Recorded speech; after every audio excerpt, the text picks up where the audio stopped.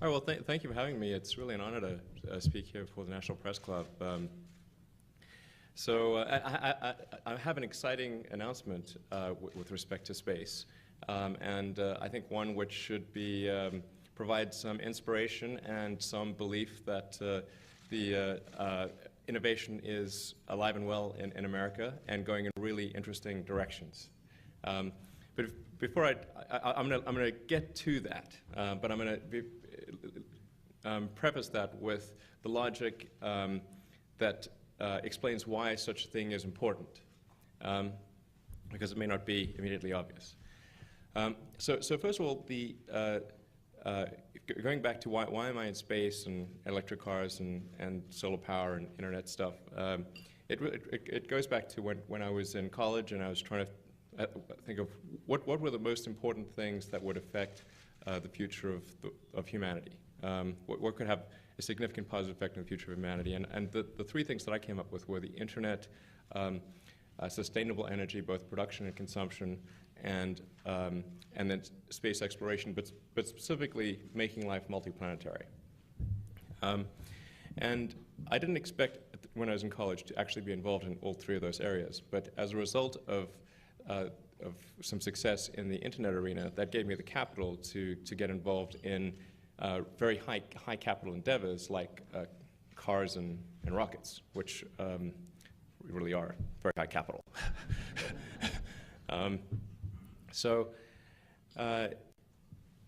The reason for I'm mostly going to talk about space. So I want to explain sort of why do I think space is really important, and what about space, and because I believe in sort of building things up from a rational sort of framework of logic, and so you start with sort of, well, how do you decide that anything is important? And I think the lens of history is a helpful guide here, in that things that may seem important in the moment, but actually aren't that important in the grand scheme. Over time, if you look at things over a broad span of time, the things that are less important kind of fall away. And if you look at things from the broadest possible span of time as it relates to life itself, and the evolution of life has been, primitive life, I think, started around 3.5 to 3.8 billion years ago. And what are the important steps in the evolution of life? And obviously there was the advent of single-celled life, there was differentiation to plants and animals, there was life going from the oceans to land, there was mammals, consciousness, and I would argue also on that scale should fit life becoming multiplanetary. And in fact, I think consciousness, it's the next step, actually, because you really kind of need consciousness to design vehicles that can transport life over hundreds of millions of miles of irradiated space to an environment that they did not evolve to exist in. It would be very convenient, of course, if there was another planet just like Earth nearby. But that's unlikely, and as it turns out, not the case. So I think you couldn't really. There's no way for life to sort of just by dint of natural selection just sort of get over to Mars and survive. So you need consciousness. You got to design. So I think it is the next natural step. So I think if one could make a reasonable argument that something is important enough to fit on the scale of evolution, then it's important, and maybe worth a little bit of our resources. And one can also think of it from the standpoint of life insurance. There's some chance, either as a result of something humanity does, or as a result of something natural like a giant asteroid hitting us or something, that civilization, life as we know it, could be destroyed. There's clear evidence for life being destroyed multiple times in the fossil record. So we don't need to guess that this is something that can occur. It has occurred. The Permian extinction being a particularly interesting one, because I think that that destroyed somewhere between 90 and 95% of all species on Earth, which doesn't tell the full story because most of the remaining species were fungi. So unless you're a mushroom, you're out of luck. So you know, if we think it's worth buying life insurance on an individual level, well, perhaps it's worth spending something on life insurance for life as we know it, and arguably that expenditure should be greater than zero.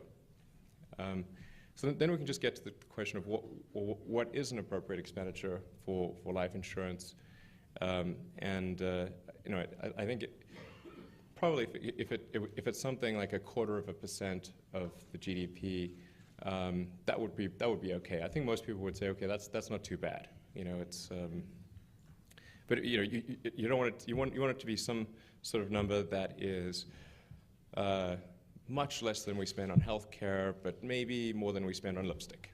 You know, something like that. And I like lipstick. It's not like I've got anything against it.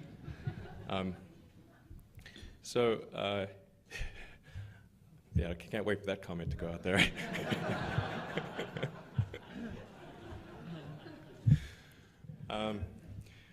That's kind of the thing that I think it's important that we give a little bit of our mind space towards.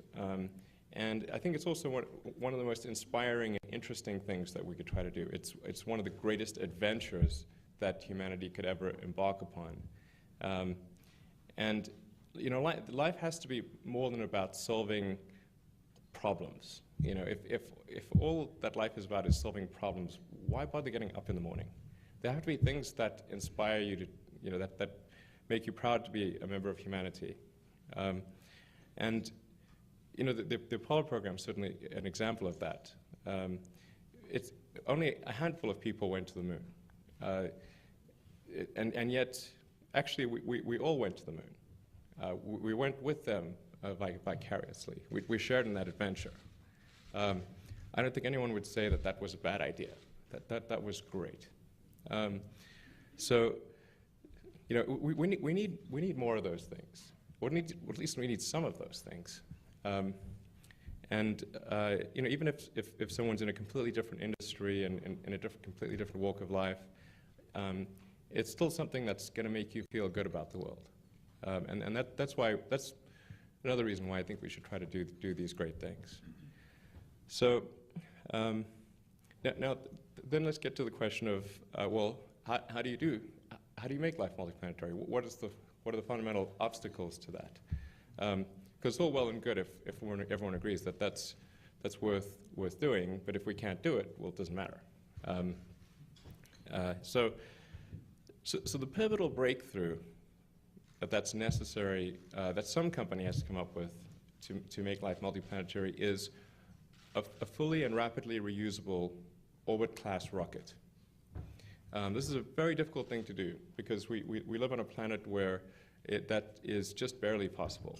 If gravity were a little lower, it would be easy. If it was a little higher, it would be impossible. Even for an expendable launch vehicle, you know, where you don't attempt any recovery, after a lot of smart people have done their best to optimize the weight of the vehicle and the efficiency of the engines and the guidance system, everything, you get maybe 2 to 3% of your liftoff weight to orbit. But that's not a lot of room for error. So if your rocket ends up being just a little bit heavier, you get nothing to orbit. And this is why only a few countries have ever reached orbit. Now you say, okay, well, let's make it reusable, which means you've got to strengthen the stages. You've got to add a lot of weight, a lot of thermal protection. You've got to do a lot of things that add weight to that vehicle and still have a useful payload to orbit. This is, now you're saying of that meager 2 to 3%, and maybe if you're really good, get it to 4%, you've got to add all that's necessary to bring the rocket stages back to the launch pad and be able to refly them and still have useful payload to orbit. So a very difficult thing. This has been attempted many times in the past, and generally what's happened is when people have concluded that success was not one of the possible outcomes, then the project's been abandoned. Well, in some government projects kept going even when success was not one of the possible outcomes. unfortunately. But then eventually they get cancelled. So it's just a very tough engineering problem. And it wasn't something that I thought, I wasn't sure it could be solved for a while. But then I think just sort of relatively recently, probably just in the last 12 months or so, I've come to the conclusion that it can be solved. And I think SpaceX is going to try to do it. Now, we could fail. I'm not saying we're certain of success here, but we're going to try to do it. And we have a design that, on paper, doing the calculations, doing the simulations, it does work.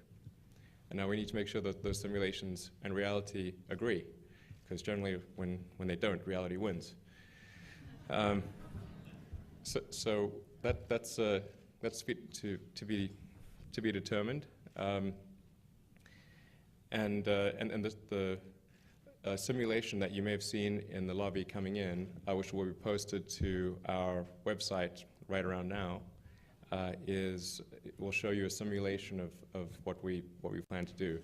Now that simulation is mostly accurate, but there are a few areas which are inaccurate. In some cases, just due to timing constraints, we weren't able to work with the simulation people to get it completely accurate. And in some cases, we're keeping a few technical things under our hat.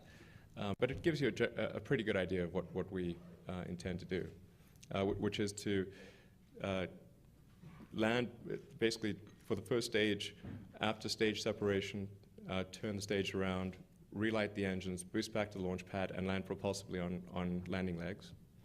And then with the upper stage, after dropping off the satellite or Dragon spacecraft, then do a deorbit burn, re-enter. You need quite a powerful heat shield. Steer aerodynamically back to the launch pad. You don't actually need wings, by the way. This is a common misperception to steer aerodynamically. You just need some lift over drag number and lift vector, and steer back to the launch pad. Then land propulsively with the upper stage, also with landing gear. So we'll see if this works, but it's going to be certainly an exciting journey. And if it does work, it'll be pretty huge. Because if you look at, say, the cost of a Falcon 9 rocket, which is quite a big rocket, it's about 1 million pounds of thrust. And it is the lowest cost rocket in the world, and even so, it's about $50 to $60 million. But the cost of the fuel and oxygen and so forth is only about $200,000. So obviously, if we can reuse the rocket, say 1,000 times, then that would make the capital cost of the rocket per launch only about $50,000. There'd be maintenance and other things that would factor in there, and fixed costs and some overhead allocation and whatnot. But it would allow for about a 100-fold reduction in launch costs. And this is a pretty obvious thing if you think about it as applied to any other mode of transport. You can imagine that if planes were not reusable, very few people would fly. 747 is about $300 million. You'd need 2 of them for a round trip. And yet I don't think anyone here has paid $500 million to fly. And the reason is because those planes can be used tens of thousands of times, and so all you're really paying for is fuel and pilot costs and just sort of incidentals, and the capital cost is relatively small. So that's why it's such a giant difference. Or thought of another way, I mentioned that we could probably afford 0.25% of our GDP for making life multiplanetary. That's the cost if you have a fully reusable rocket.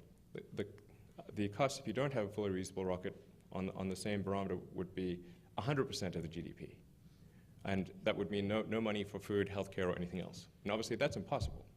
So that's why I think a fully and rapidly reusable system is fundamentally required for life to become multiplanetary, for us to establish life on Mars. Mars is the only realistic option for another planet. Venus being too hot, Mercury being way too hot, Jupiter being a gas giant, and the moons of Jupiter are a possibility, but it's much further out and it's harder in a lot of different ways. And the moon is sort of too small and resource poor to make life multiplanetary. Emphasize not just to have a little base. A little base is not that interesting, but a self-sustaining human civilization is that's on multiple planets where life could continue even in the event of a calamity on Earth. That is the real thing. Yeah, so I think this is pretty exciting, and I think everyone in America and arguably the rest of the world should be pretty fired up about what we're doing, and hopefully wish us well. And we'll do our best to succeed in this regard. And yeah, it's definitely going to be an adventure. And I'll say one final thing, which is that sometimes people say, well, what is the business model for Mars? And sometimes they think, well, can you mine Mars and bring things back? And that is not a realistic business model for Mars, because it's always going to be far cheaper to mine things on Earth than Mars. But I do think that there's a business model where if you can reduce the cost of a flight to Mars or moving to Mars to around the cost of a middle-class home in California, which these just seem to be rising over time, maybe not recently, but certainly pretty expensive. So maybe to around $500,000. Then I think you would have enough people would buy a ticket and move to Mars to be part of creating a new planet and be part of kind of the founding team of a new civilization. You don't you don't obviously have to be willing to have quite an appetite for risk and adventure. But there's 7 billion people on Earth now. There'll be probably 8 billion by the midpoint of the century. So even if 1 in a million people decided to do that, that's still 8,000 people. And I think probably more than 1 in a million people will decide to do that. So that's what I think is sort of the Mars business model, if you will. And then ultimately Mars can probably export intellectual property like software and inventions and things like that. If you can sort of beam it back with photons, that's sort of the better way to go. All right, so I'm happy to answer any questions. Thank you very much.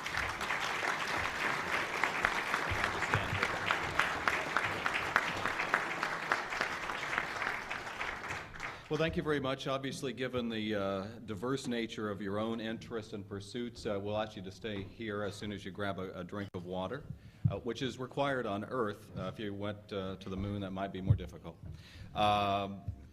So we're going to start with the space piece, and if you'll just stand up here right by my side, and we'll just sort of wing it one by one. Talk about how you see the practical application of this technology that you just described, sort of in the near and intermediate term, if it's successful. Well, in the near term, the technology will be applied to launching satellites and to resupplying the space station, taking cargo and crew up there.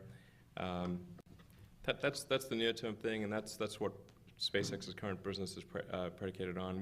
We are doing okay in that regard, and we've got about $3 billion of revenue under contract, and that's better than okay. Yeah, that's just $3 billion. Yeah, I mean it's spread out over the next sort of 5 years, but so it's not all at once, unfortunately, and we do have to do lots of things to get that money. But that's not bad, and so we have been profitable for the last 4 years, not hugely profitable, but moderately profitable, and we expect to be the same this year. So, and I think that's somewhat necessary, because obviously if the amount of money going out exceeds the amount of money coming in, then sooner or later we'll die.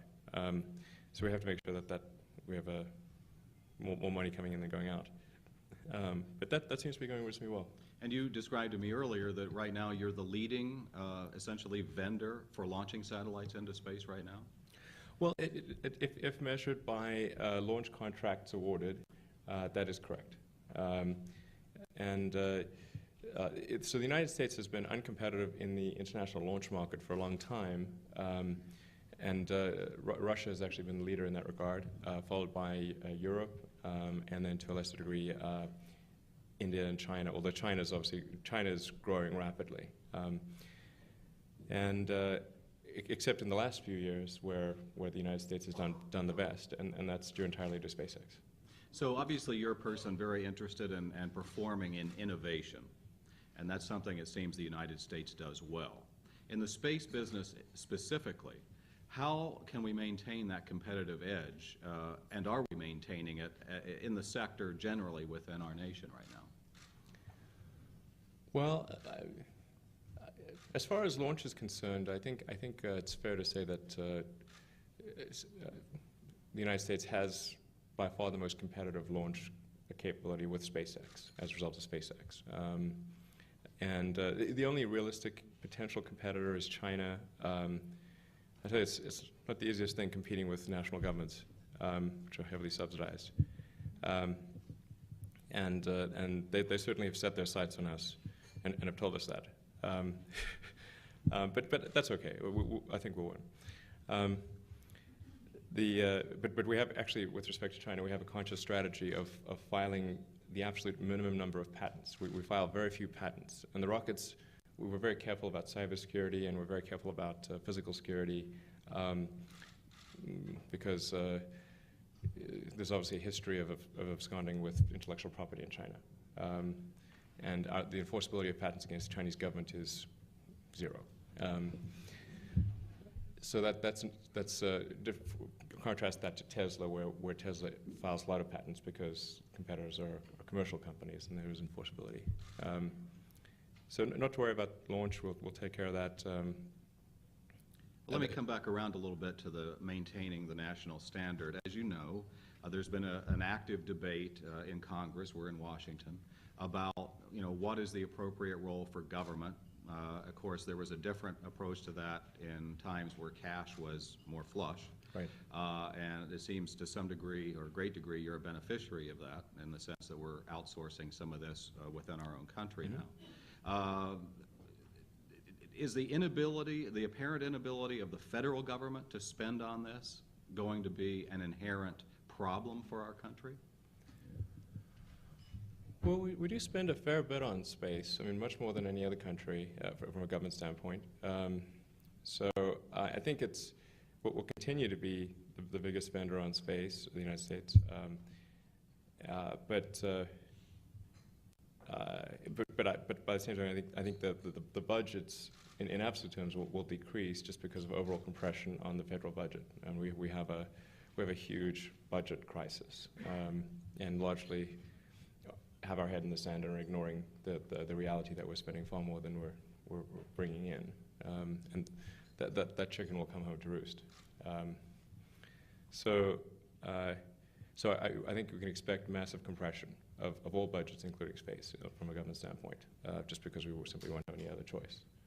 Well, I want to get more to the SpaceX piece, but since you just now talked about sort of the way that you should do business as a government, there's obviously a political issue right now that's out there about what is the appropriate role of government in encouraging job creation. You have 1,500 employees at SpaceX. You're having those jobs in the United States. I guess you have a launch facility in the Marshall Islands. Yeah, well, actually, our primary launch facility is Cape Canaveral, and then we're building a launch site at Vandenberg Air Force Base in California. We're not currently using the Marshall Islands launch site. We did use it initially, but the logistics are just too difficult getting out there because it's like water world out there. It's a zillion miles from anywhere. So it's convenient in some ways, but then inconvenient from a logistics standpoint. So our primary launch site is Cape Canaveral, and then Vandenberg, and then we're also plan on establishing a commercial launch site, which would, because I think that makes sense, because Vandenberg and the Cape are actually Air Force bases, and it makes sense to sort of concentrate Air Force and perhaps NASA business at those two facilities, and then concentrate commercial launch activity at a commercial launch site, just as occurs with aviation. Mm-hmm. So what's your sense, as in the political debate here in Washington, Do you have trouble creating jobs within your company because of the way the federal government is operating currently, or what you envision as the way the policy is managed generally? Well, there are. I should first of all say that SpaceX would not be where it is without the help of NASA. Both historically, the great things that NASA has done, and currently with the business that NASA gives us. So, and the expert advice and everything. So, I should make sure to very strongly credit NASA in this arena in terms of how helpful they've been. We do have a bit of a challenge with the Air Force, and this is something where I'm sort of surprised that there's not more journalistic interest, because the Air Force is currently proposing to extend the sole source monopoly of Boeing and Lockheed until 2018.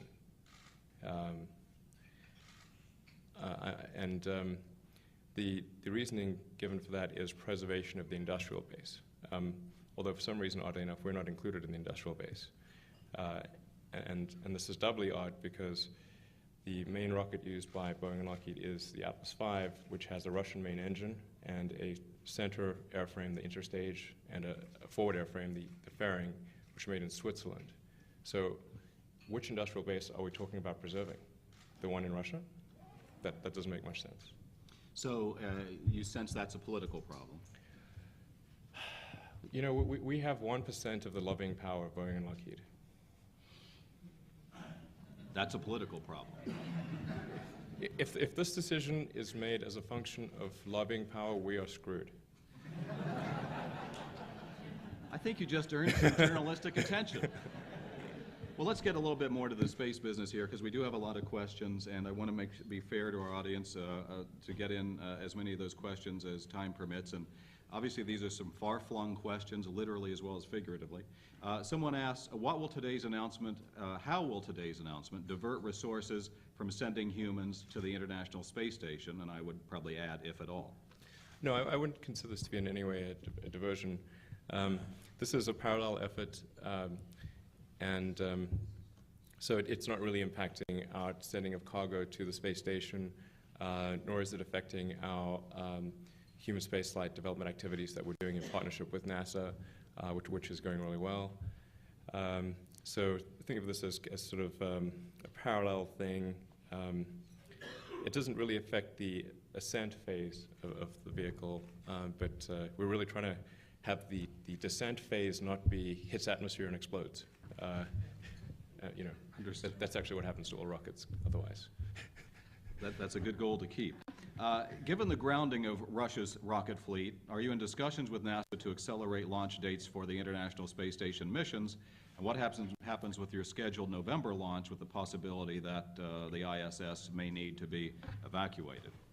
Yeah, and with the Soyuz failure that occurred recently, it actually will likely result in a delay in our launch to the space station, because it sort of pushes out the other missions. And NASA rightly wants to have the appropriate level of astronaut, the right astronauts, and a number of astronauts, and with the right training and everything on board the space station when we arrive. So it looks like things will be more like January for the launch of the space station, and that is contingent upon the Russians meeting the schedule that they've currently stated. So, how do you evaluate the fact that we're using Russia as an important partner in our space program right now? How do you feel about that? What are the risks and what are the benefits? Well, I think despite the recent failure of the Soyuz, it is actually a good vehicle. Has a good track record. I think there may be some concerns going to the future long term with Russia, in that a lot of their expert rocket engineers have retired, because it's much more compelling financially to go into the oil and gas industry in Russia than it is to go into the rocket industry. So, so you sort of, that expertise is tailing off, and I think that may lead to decreased reliability for Russian rockets in the future. Hopefully it doesn't, but... Does that give the advantage to China then?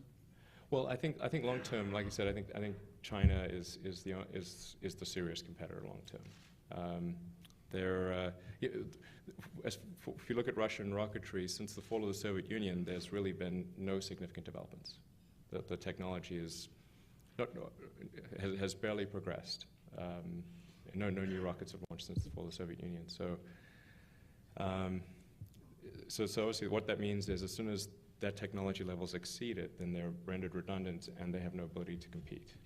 And I think that's likely what will occur with the Russian launch industry. So how much longer do they have unless they start doing some serious work as being a viable space program there? 5 to 10 years. And how soon, does that mean then at that point China moves in? I mean, essentially in that space that they're occupying? I'm quite confident we can take on China. Yes. Well, let's get to another question. Well, maybe I'm overconfident, but I'd rather bet on us than China. Well, you're on the record, and I think you have a lot of people cheering for you. So right. Obviously we'll see what happens. We'll invite you back down the road and check back. Exactly. Could be famous last words. Given the failed Progress launch and the risks of trusting the very survival of the International Space Station entirely to Soyuz for years to come, there's something of a state of emergency until U.S. crews begin. Can you fast-track development and human rating to result in crewed launches beginning in about 2 years? And if not, can you speed up the process by any amount? Could you launch in an emergency? Yeah. Well, I think here it's important to clarify what can the system do that we've done. You know, the Falcon 9 Dragon system that we're launching today, what can it do?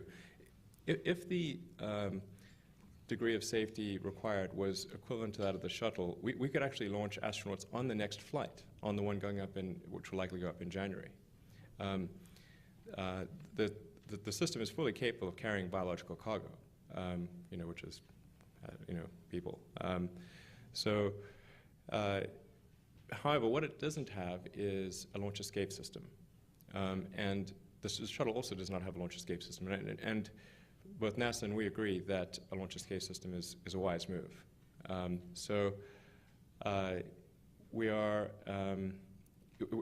It'll take us about 2 years, maybe at the outside 3, to develop and qualify the launch escape system.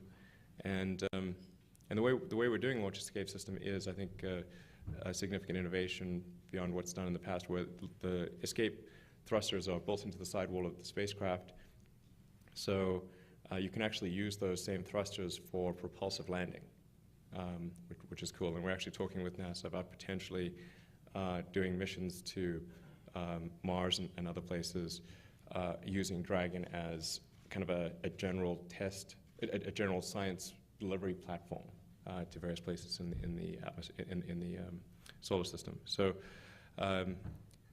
that's an important distinction. We could launch, like I said, we could launch satellites next flight if requirements same as shuttle, but if we wanted to add launch escape system, 2 to 3 years.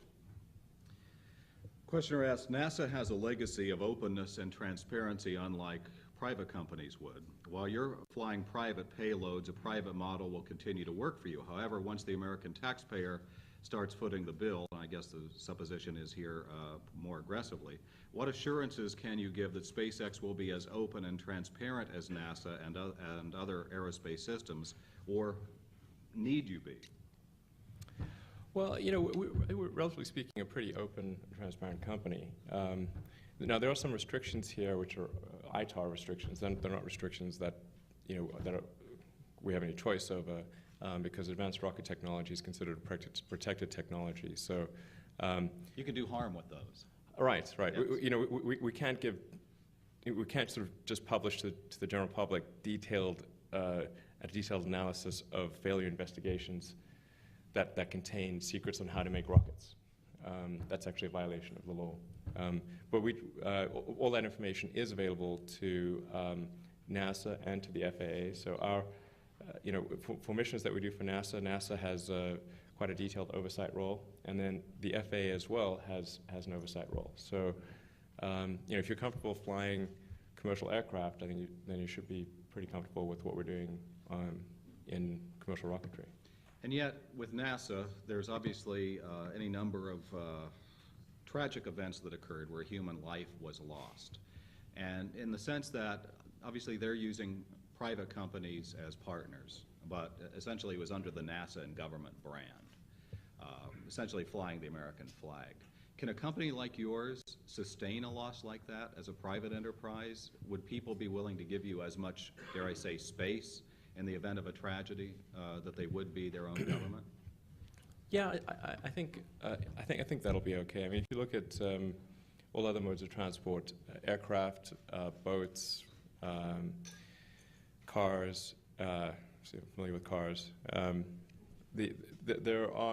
There's loss of life in every mode of transport. And if one set a standard that you couldn't have loss of life, then there would be no transport. You wouldn't even be allowed to walk. So you have to allow for some amount of risk. It needs to be reasonable and measured, but you have to allow for that. But I don't think that a commercial company. I think a commercial company arguably would be better able to deal with that than a government entity, because the government, then you have the congressional hearings, and it tends to become sometimes a political football.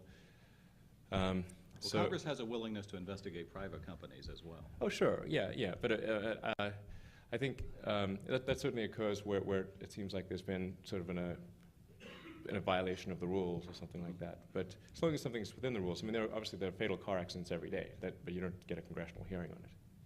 I'm trying to think. Yeah, I think you're right. Well, let me follow up then. Someone asked, if you took NASA out of the equation, in the sense of being responsible or important for your future business, is there enough private satellite and other government payload business to keep you going if for some reason NASA wasn't in the picture, or is that a concern at all? Well, certainly NASA is our largest customer and our most important customer, but if you look at our launch manifest, we have over 30 Falcon 9 missions under contract. 13 of those are with NASA. So effectively, we've got maybe about 40% or so of our business with the government. But then if you consider, let's say you made pencils, well, about 40% of your business would be with the government. Mm-hmm. So it's not, that's not an unreasonable number. Fair enough. Fair enough. Here, we're getting to the workforce issue. Someone writes in the audience today, my son, not me, is a mission controller at Houston's Johnson Space Center, which obviously is relevant to the future of your business as well. Many of his friends with the shuttle program have been let go and are interviewing via video for jobs with your company. Any suggestions on what you're looking for? Sure. Well, if you look at the amount of money that is allocated to commercial space relative to the overall NASA budget, you'll see it's a pretty small number. In sort of last fiscal year, it was about $300 million, but that was split over 4 companies.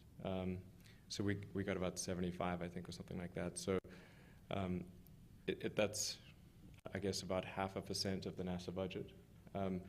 So it's important to bear in mind that we'd love to hire a lot more people than we currently hire, but we can't run out of money and die. Mm-hmm.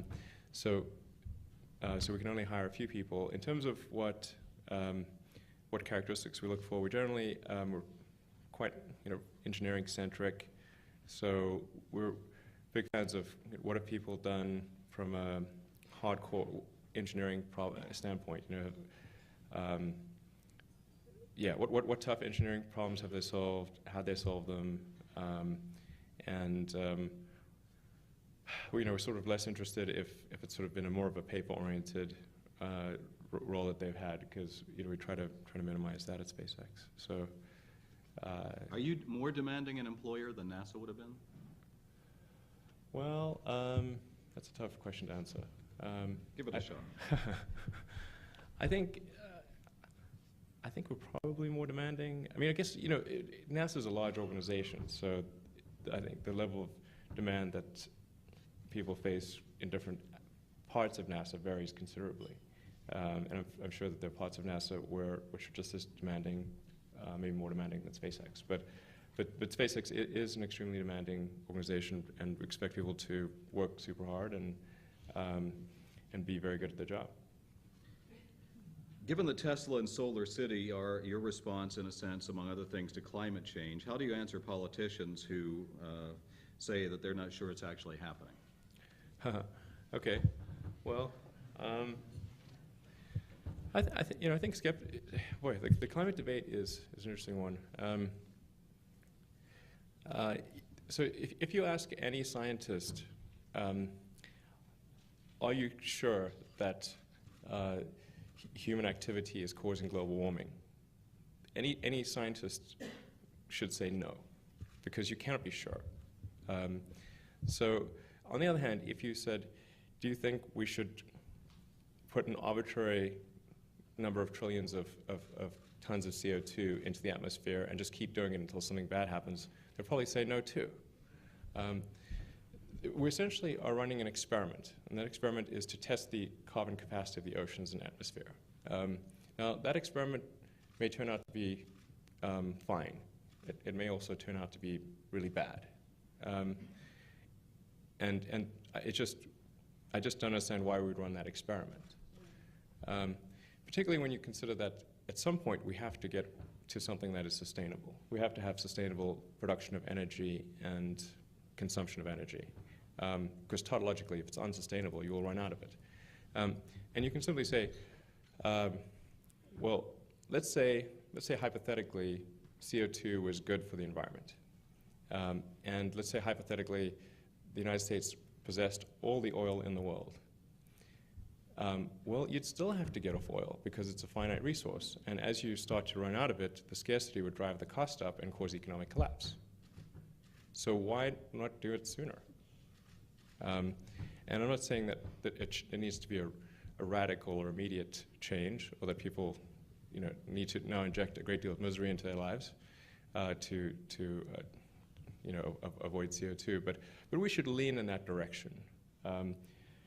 We should lean in the direction of supporting technologies that are sustainable and lean slightly against technologies that are unsustainable. That just seems pretty sensible, even if environment isn't a factor. And in fact, my interest in electric vehicles predates the current climate issue. I mean, I was interested in electric vehicles sort of 20 years ago when nobody was really talking about global warming, because I just thought it was the obvious means of transport. But I do think the climate thing does add urgency to things, and I do think we will see quite a significant increase in the cost of oil. Just from a demographic standpoint, you've got China and India and a few other countries that represent almost half the world's population and have very few cars on the road, but are rapidly adding cars to the road. And so you can expect a doubling of demand, and I think it's going to be difficult to achieve a doubling of supply. Have you changed anything in the wake of the federal Solyndra investigation? And do you have any concerns about an inquiry into government loans and contracts? Will Tesla's DOE loan application stand up under such scrutiny?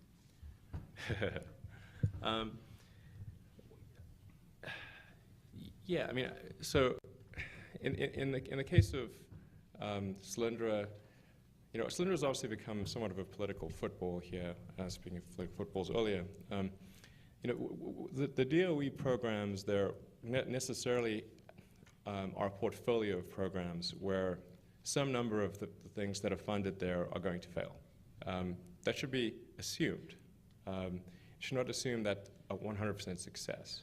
And in the case of Solyndra, people forget that private investors lost twice as much as the government did. So it's not, and there were some really first-rate venture capitalists in Solyndra. It's not as though these were suckers. So if you've got first-rate venture capitalists who've lost twice as much money as the federal government, you have to say, okay, I mean, it was a bet. The bet didn't work, but that doesn't mean it's something really terrible happened. I mean, the most you could say is that Solyndra executives were too optimistic. They presented a better face to the situation than should have been presented in the final few months. But then, if they didn't do that, it would have become a self-fulfilling prophecy of you know, as soon as the CEO says, "I'm not sure whether we'll survive," you're dead. So, you know, I think people are making too much of the Solyndra thing. And I mean, and do I think there are parallels with Tesla? I mean, we got a loan from the DOE from a different program, I should point out.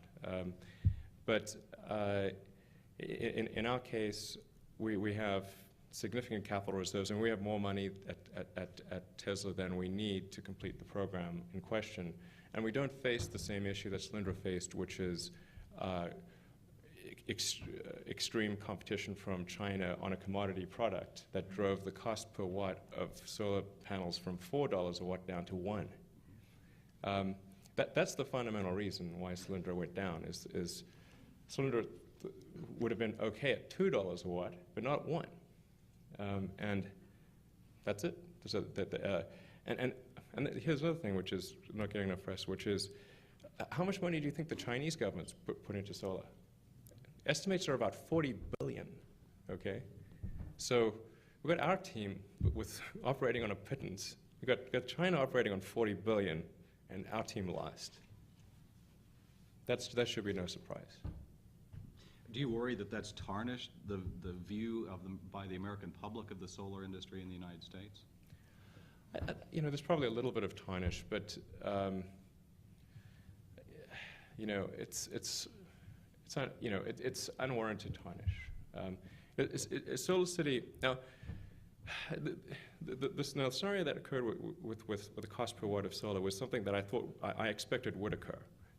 So if somebody had asked me, do you think Solyndra is a good investment, I would have said, no, you're going to get your ass kicked. So Solar City works on balance of system, where they do everything except the panel. And they own the end customer relationship. They're kind of like Dell or Apple. You know, Dell or Apple don't make the CPU or the memory or the hard drives, but they design the overall system and they provide it to customers. They do the sales and marketing service, and that's what Solar City does. Solar City is doing super well, and they're growing at 50 to 100% a year with positive cash flow, which is pretty incredible.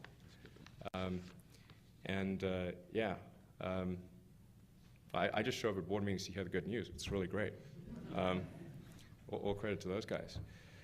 So, and for them, the more rapacious the competition on solar panels, the better. It helps you. Yeah. Well, if you wouldn't mind, we'll do some finishing business here. So if I can just step up there for a second, then we'll get a couple more questions in if you'll just stand by.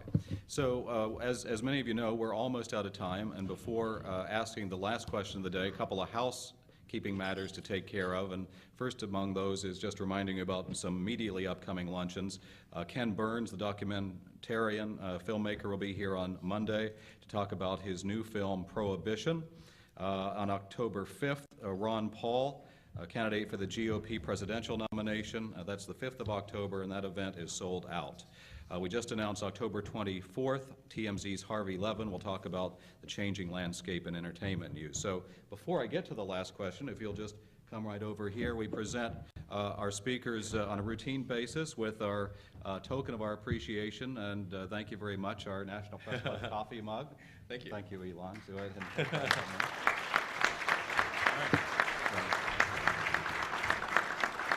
So we'll see if we have time for more than one question here at the end, but these are on the lighter side, as many of you know in the audience. Let me ask you, first of all, what's the one great idea that you've seen from somebody else? And as the slogan goes, I could have had a V8. Why didn't I think of that? There's probably been more than one, but which of those loom largest in your mind? And please stand up to the microphone. Sorry, which? A great idea that you saw someone else had, and you wished you had had it yourself, or expressed that idea. Well, there's lots of great ideas that people come up with all the time. I don't necessarily wish I'd had them myself, but certainly, what Larry and Sergey came up with Google was really smart. With the backward links to pages. Obviously, what Facebook has done, Twitter. I mean, there are great examples in the internet,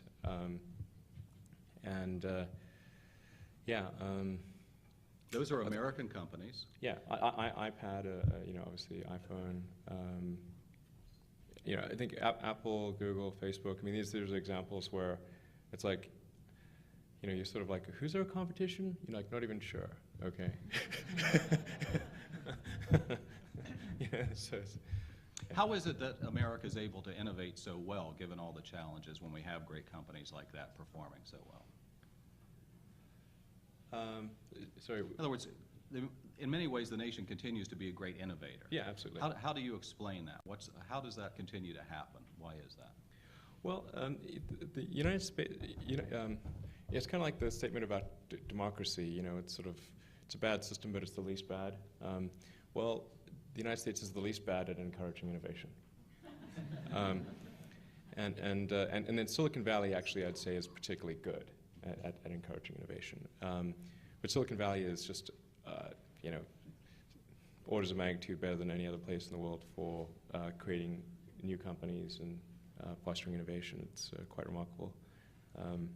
So I don't think we necessarily need to worry about some other country out there out innovating us. I don't think people realize like almost all innovation in the world comes from America.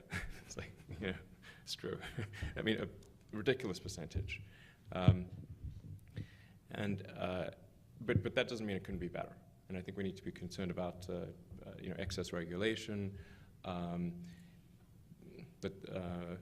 a tax structure that doesn't, you know, potentially doesn't promote innovation. Because the thing to remember is like when companies are little, they're like tadpoles. I mean, they just die very easily. And so you need to have an environment which tries to protect little companies and help them get bigger. Silicon Valley does that very well. And America, you know, in general, does that very well relative to other countries. But most other countries tend to foster and protect, or rather, they tend to protect the big companies. Big companies don't need protection. Very well put. How about a round of applause for our guest speaker today? Thank you very much.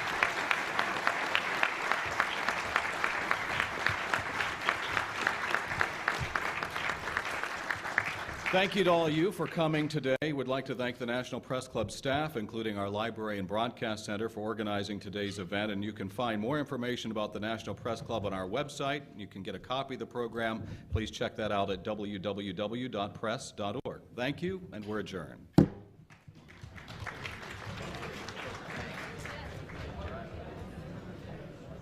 was great meeting you. Nice to meet you. Absolutely. Thank you so much.